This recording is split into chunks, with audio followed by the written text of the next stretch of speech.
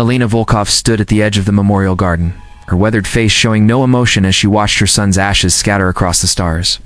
The military funeral was small, just as William would have wanted. He'd been a captain in the Terran Defense Force and died protecting a civilian transport from raiders in the Cygnus sector. He died a hero, Admiral Keller told her, placing a hand on her shoulder. The civilians all survived. Alina said nothing. Heroes died. Survivors lived. Her son was gone. Back in her modest home on the outskirts of New Moscow Colony, Alina sat alone in William's childhood bedroom.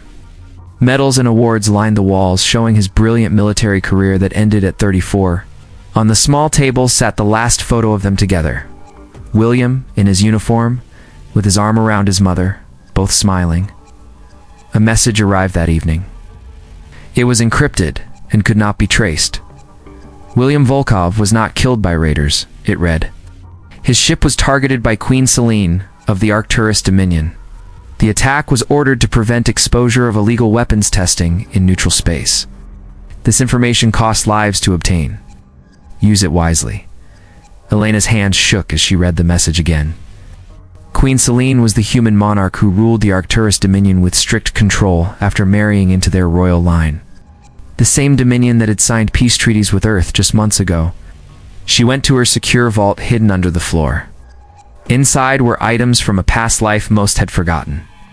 Cards with different names, weapons that should not exist, and a small black device connected to only two others in the galaxy. Lena activated it. Dmitri, Katya, it's time to wake up. She looked at the photo of her son once more. The galaxy had forgotten who she was. They had forgotten what Earth's secret operations could do before the peace accords. They had forgotten about Baba Yaga and her animals. For 27 years, she had lived quietly. For 27 years, she had been just Alina, mother of William. But now, William was dead. And Baba Yaga was awake again. On opposite ends of the galaxy, two people received Elena's call. In the gambling halls of Proxima Station, a man known as Lucky Dmitry Sokolov felt the device vibrate against his chest. He left his card game right away, walking away from a fortune and winnings without looking back. In the research labs of Europa University, Dr. Catherine Petrov was studying samples when her pendant hummed. She locked her lab, canceled all her meetings, and disappeared. 3 days later, they met at an old mining outpost on Dymas. 27 years, Dmitri said, hugging Alina.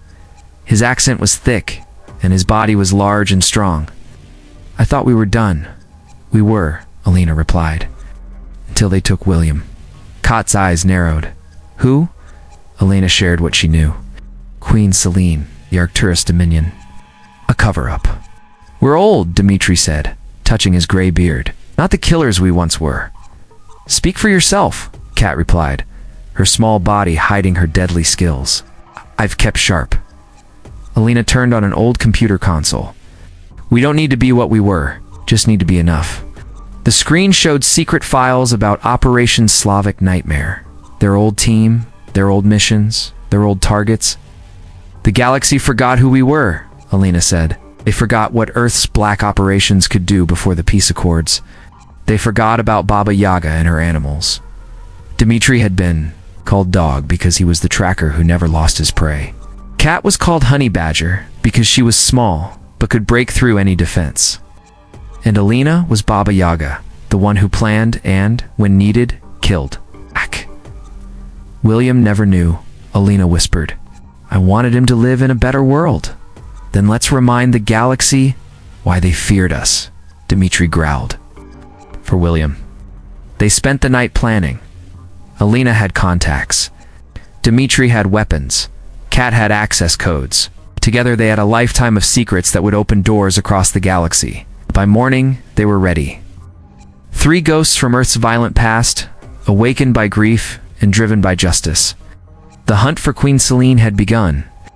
The Arcturus Dominion covered 27 star systems, protected by the most advanced fleet in the region. Its capital world, Helios Prime, was like a fortress. Queen Selene lived there with her court of human nobles who had married into power. Their first target was Gerald Mason, the Minister of Defense for Queen Selene. On the pleasure moon of Bacchus, Mason relaxed in his private villa with many guards. He never saw Kat coming. Dressed as a server, she walked past security easily. "Minister Mason," she said, putting down his drink.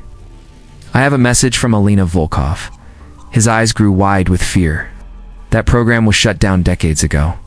"And yet here I am," Kat smiled. "You ordered weapons tests in the Cygnus sector. Tests that killed Captain William Volkov." "I don't know what you're talking about."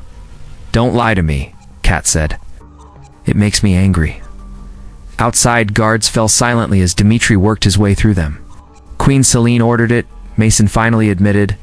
"The captain's ship detected our new weapon tests. Couldn't let that information reach Earth." Kat's smile never changed. "Thank you for your cooperation."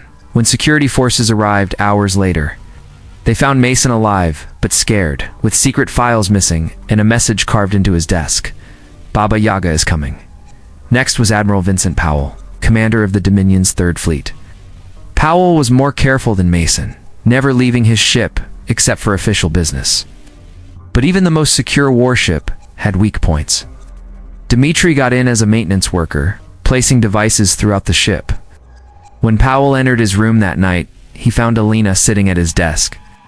"Impossible," he whispered. "This ship cannot be entered." "Nothing is impossible to those with patience," Alina replied. "You helped kill my son." Powell reached for his weapon, but his arm would not move. "What did you do to me?" "Poison. Not deadly, but effective." "Now, Admiral, you will tell me everything about Queen Selena's weapons program, and then you will help me get to her."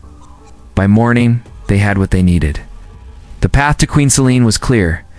The final hunt would begin. The royal palace on Helios Prime was celebrating the anniversary of Queen Selene becoming queen. Important people from across the galaxy came, including representatives from Earth.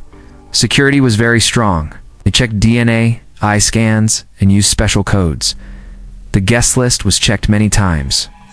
No one noticed when 3 extra staff members joined the large service team. No one questioned the older woman watching over the kitchen, the large man handling security equipment, or the small woman managing guest rooms.